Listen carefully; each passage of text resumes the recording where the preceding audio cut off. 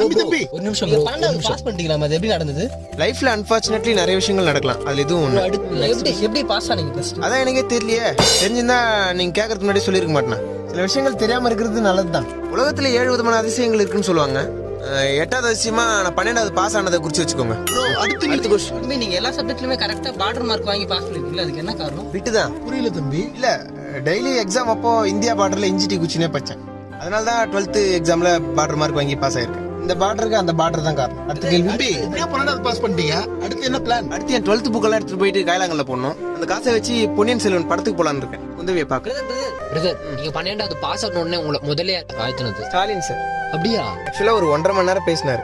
எல்லாத்தையுமே காரணம் யாருன்னே தெரியாத ஒரு பையன் பக்கத்துல பெஞ்ச்ல வந்து உட்கார்ந்தான். நிறைய விஷயங்கள் காட்டினான். உண்மையாவே ரொம்ப அவனுக்கு நான் நன்றியை தெரிவிச்சுக்கிறேன். வந்த பிரஸ் மீட்டுக்கு எல்லாருக்கும் நன்றி. ரொம்ப நன்றி.